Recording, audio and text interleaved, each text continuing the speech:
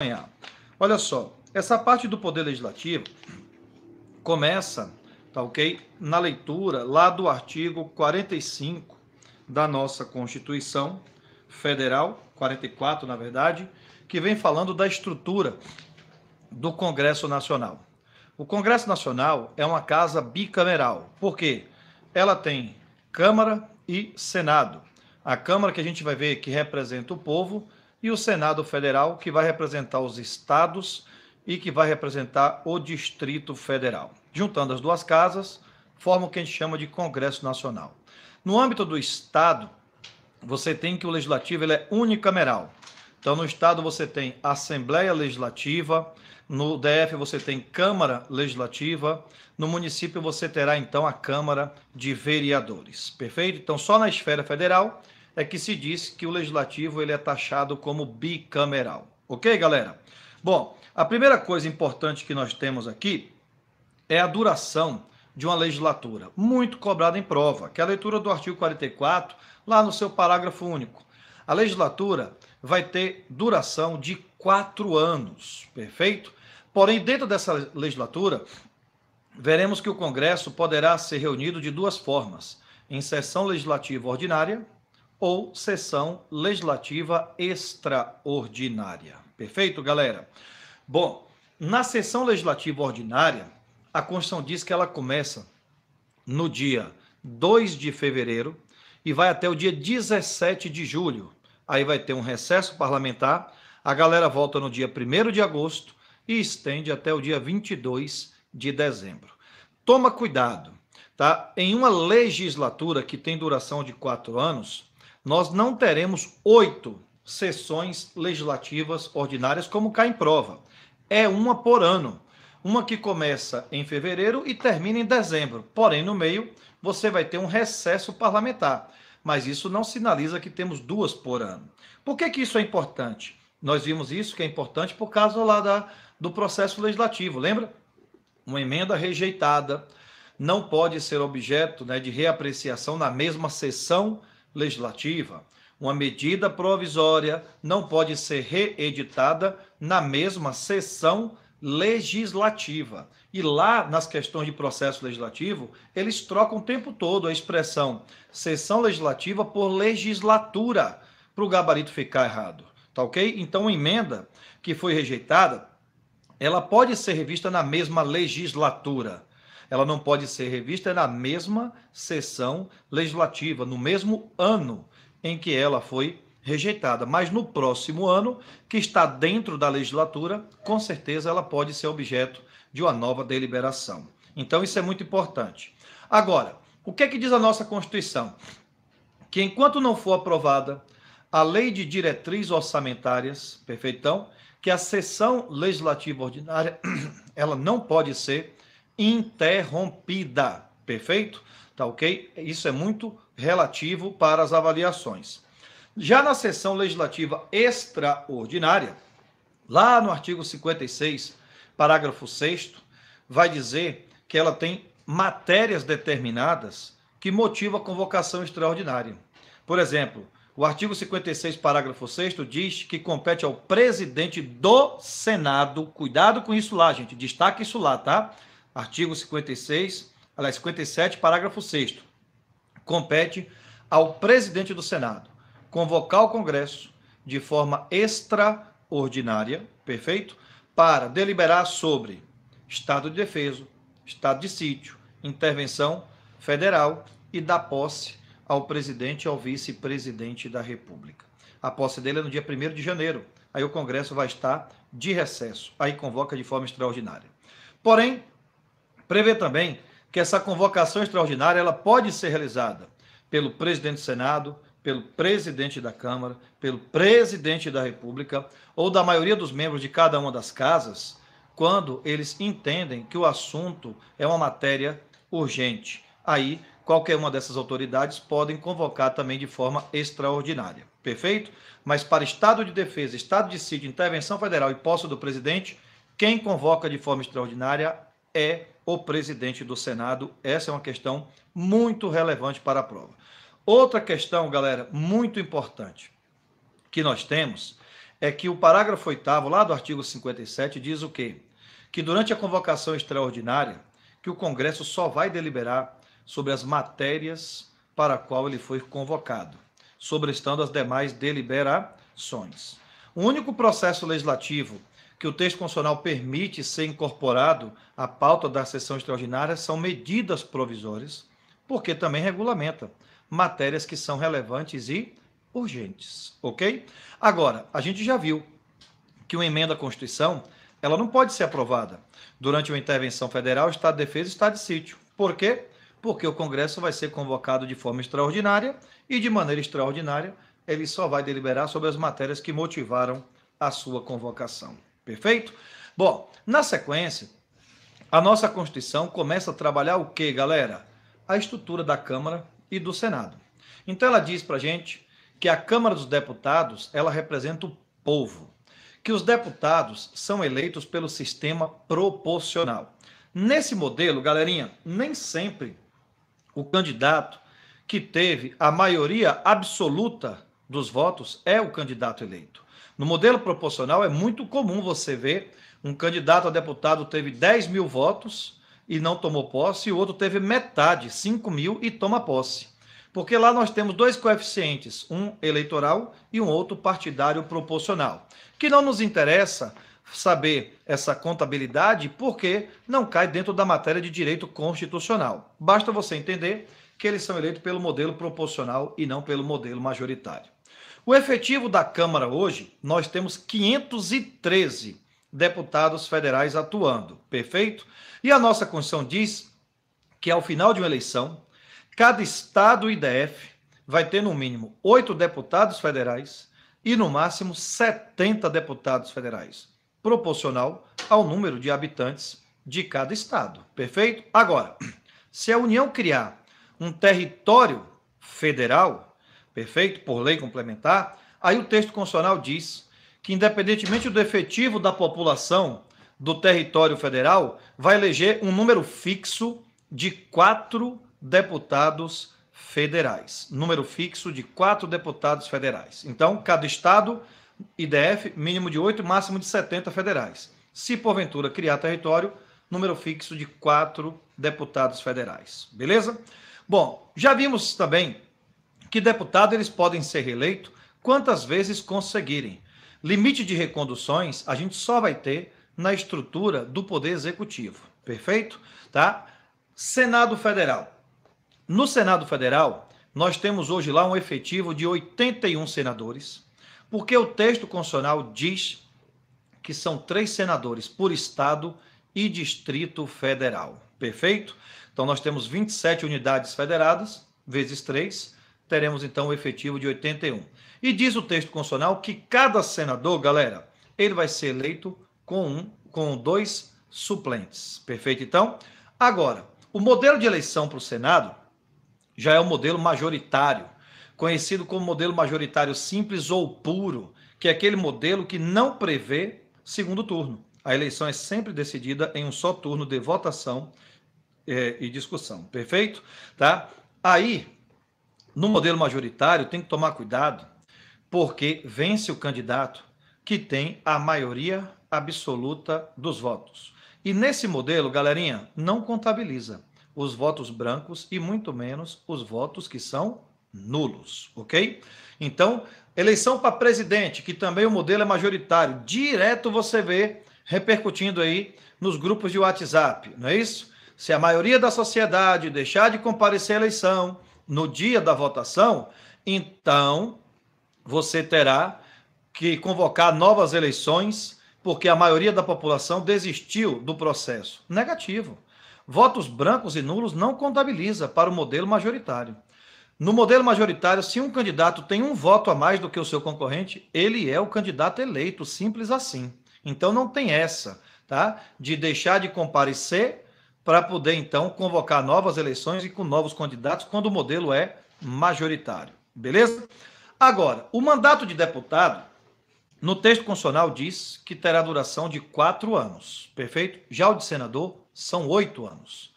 E um detalhe importante, a Constituição diz que o Senado Federal vai ser renovado a cada 4 anos. por 1/3 e 2/3, alternadamente de cada 4 anos. Perfeito, gente? Então, olha só o que acontece nesse formato aí. A Constituição Federal diz que você primeiro elege um senador, depois de 4 anos você elege 2, depois volta a eleger 1, depois volta a eleger 2. Perfeito? Então, cuidado com isso. A renovação sempre começa com 1 para depois renovar 2. Em prova, eles vão inverter esta posição.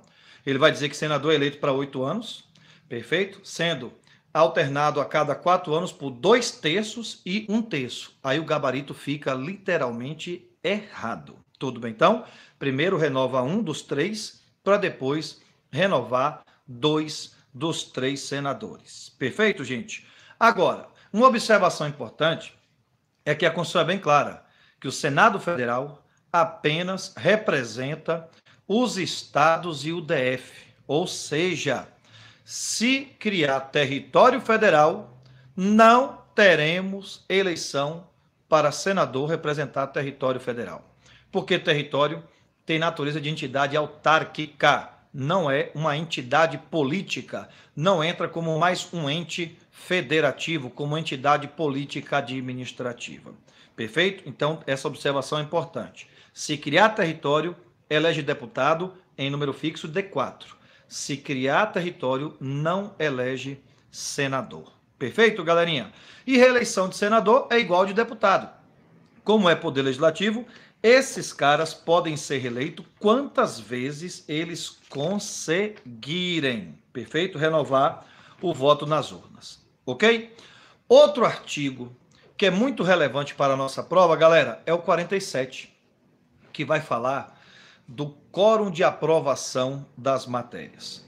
Nós temos matérias que serão aprovadas pelo quórum de maioria simples, de maioria absoluta ou maioria fracionária. Perfeito? A regra da leitura do artigo 47, galera, é aprovar por maioria simples ou relativa. A exceção seria aprovar por maioria absoluta ou maioria fracionária. Vamos pegar o Senado Federal como parâmetro, que já vimos que ele tem um total de 81 senadores, ok? Lei ordinária, lá em processo legislativo, a gente viu que ela é aprovada pelo quórum de maioria simples. Lei complementar é aprovada pelo quórum de maioria absoluta e emenda à Constituição pelo quórum de 3/5. Recorda disso aí? Como é que funciona, então? A maioria simples é retirada, galera, do efetivo que está presente no dia da votação.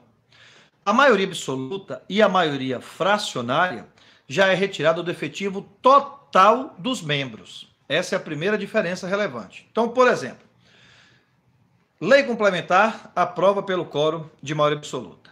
O total do efetivo são 81 senadores. Então, a lei complementar ela é aprovada quando for alcançado o primeiro número inteiro acima da metade do efetivo total dos membros. O efetivo total, 81. Primeiro número inteiro acima da metade será, então, 41 votos a favor da matéria.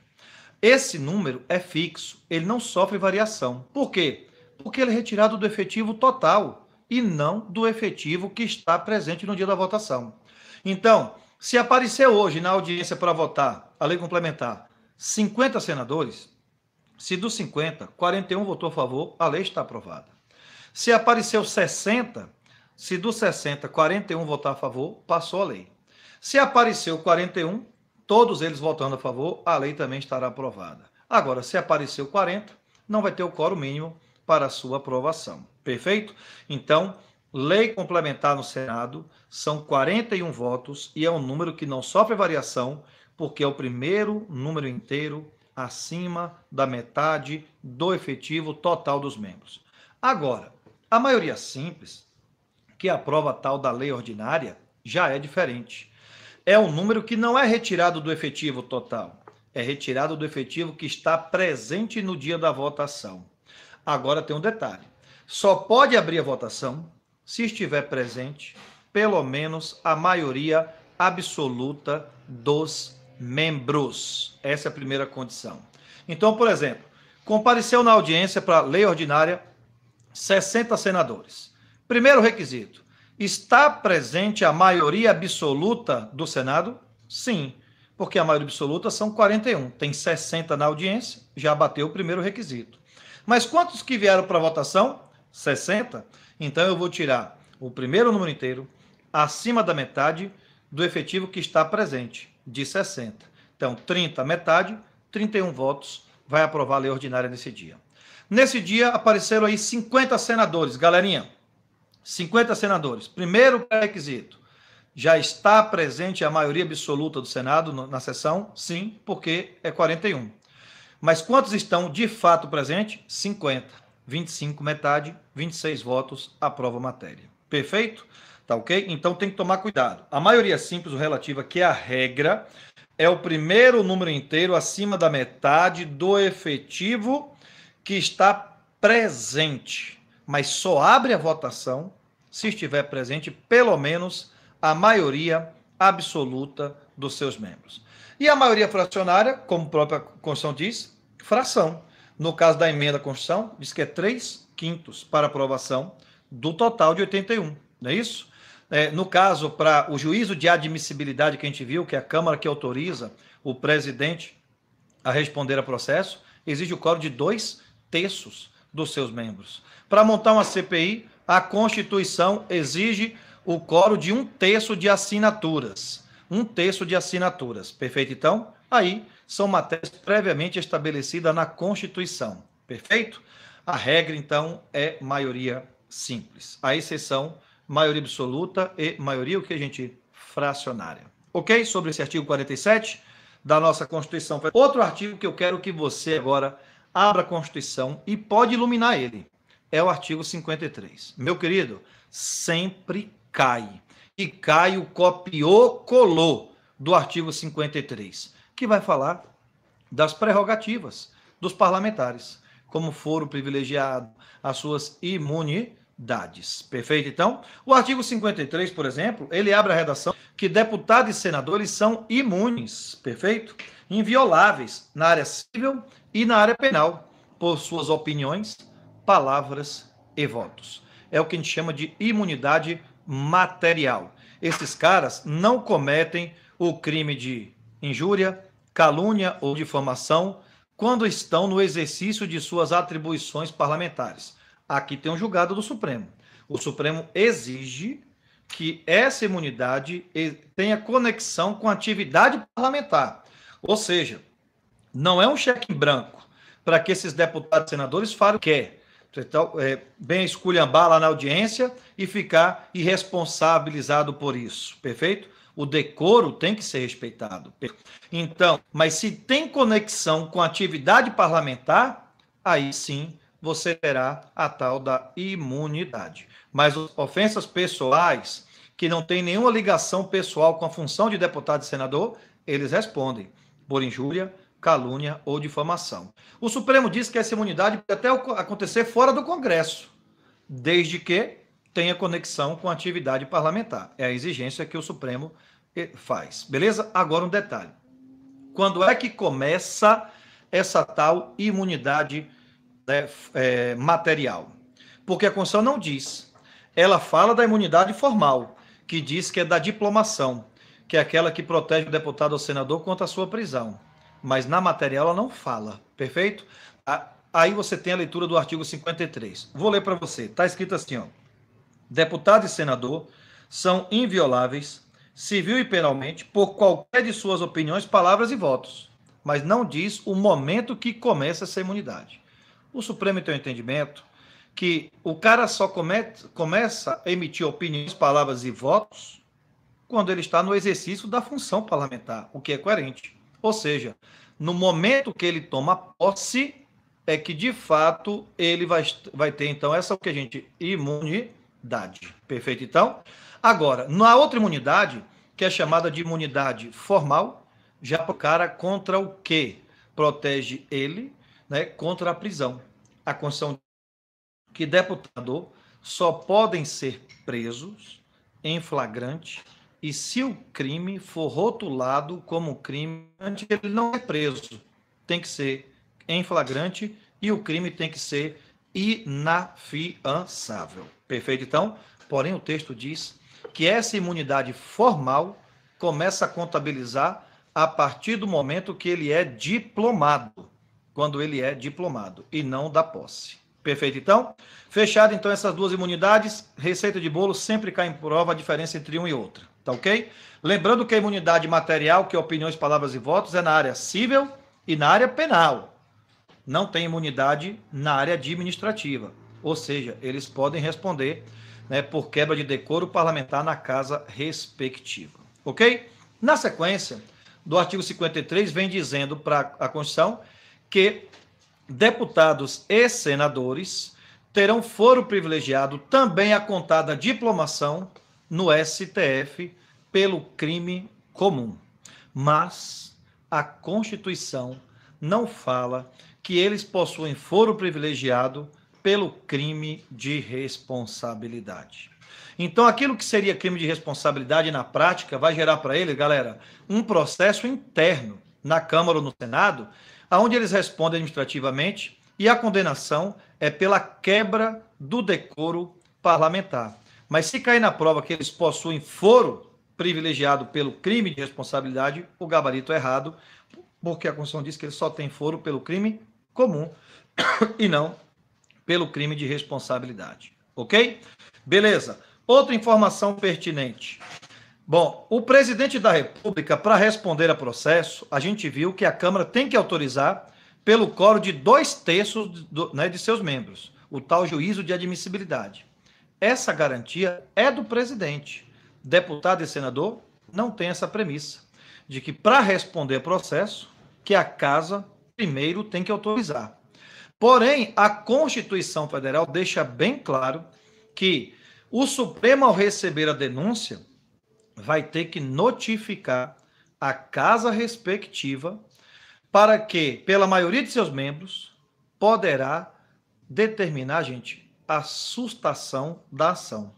Então, eles não têm a prerrogativa de juízo de admissibilidade, mas eles têm a prerrogativa de suspender o andamento do processo por deliberação da maioria de seus membros, é o que diz o texto constitucional. Perfeito? No que tange a imunidade formal, que protege ele também contra a prisão, a leitura do 53 diz o quê? Que uma vez preso em flagrante de crime inafiançável, que a autoridade competente tem um prazo de 24 horas para remeter os autos da prisão à casa respectiva, que pela maioria de seus membros vai decidir sobre a manutenção da prisão ou pelo relaxamento dessa prisão. É uma outra garantia processual que esses caras possuem. Perfeito, então? E essas imunidades, formal e material, durante o estado de sítio, lá no artigo 53, parágrafo 8º, cai demais em prova, galera. Durante o estado de sítio, essas imunidades poderão ser suspensas, desde que haja deliberação de 2/3. Agora, cuidado, pode ser suspensa apenas para atos que forem praticados fora do Congresso. Dentro do Congresso, preserva a imunidade parlamentar dos camaradas. Perfeito, então? Tá? E é só durante o estado de sítio e não durante o estado de defesa. Perfeito, então? A outra garantia que se tem, do parágrafo 6º, é que deputado e senador, né, eles são invioláveis, não é isso? Então, eles podem proteger as suas testemunhas. Ele não é obrigado a testemunhar sobre algo relatado. Então, o jornalista fez uma denúncia para o parlamentar, ele foi para o plenário, denunciou, ele tem o sigilo da fonte. Ele não é obrigado a determinar quem foi que disse para ele aquela acusação. Perfeito? Então, esse artigo 53 da Constituição Federal é de extrema relevância.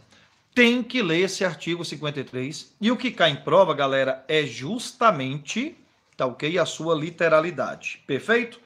Uma outra informação que nós temos importante está no artigo 54 e 55. O que é proibido aos deputados e senadores. E aí, cuidado, porque tem proibição que é desde a diplomação e proibição que é desde a posse. Acompanha comigo a leitura do artigo 54. Pode abrir sua Constituição. Ela diz, então, para a gente assim: deputados e senadores não poderão, desde a expedição do diploma, firmar ou manter contrato com direito público, empresa pública, economia mista ou concessionária de serviço público, salvo quando o contrato obedecer cláusulas uniformes. Aceitar ou exercer cargo, função, emprego remunerado, inclusive dos que sejam demissíveis ad nutum das entidades constantes da linha anterior. Já destaca para mim na linha B aí o aceitar. Chama atenção aí, que você vai entender agora.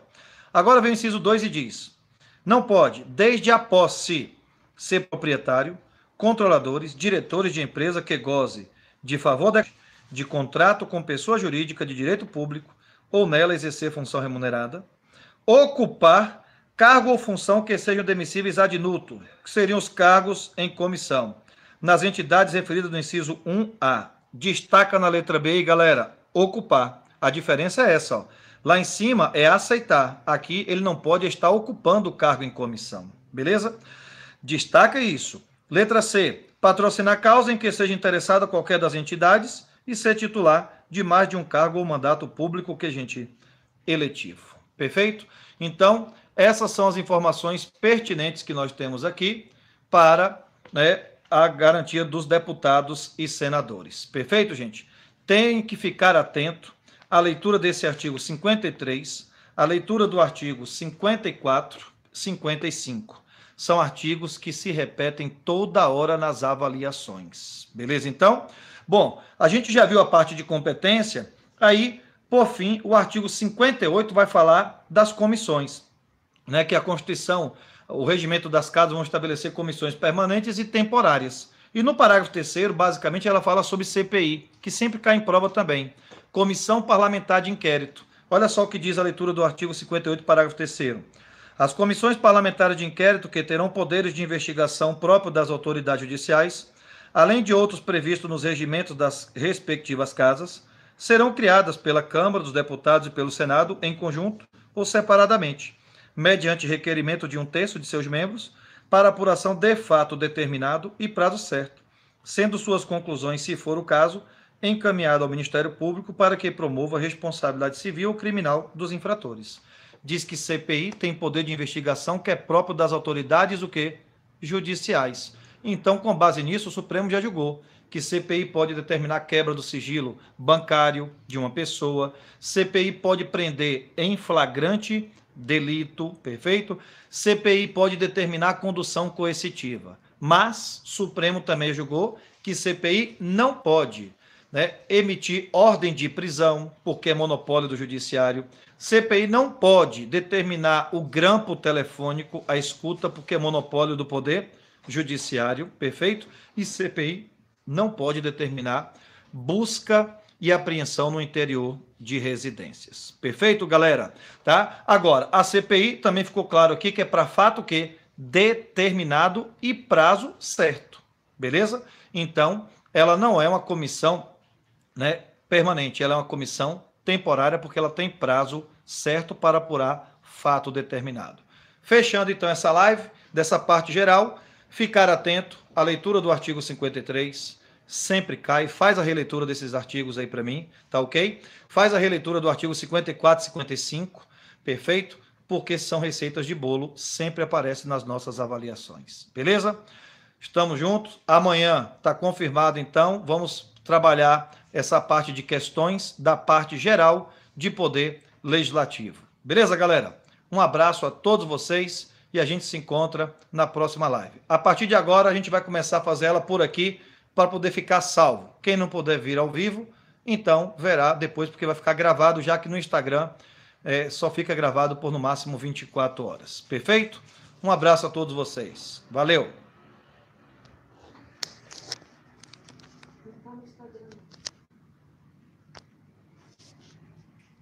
Como é que eu paro agora aqui?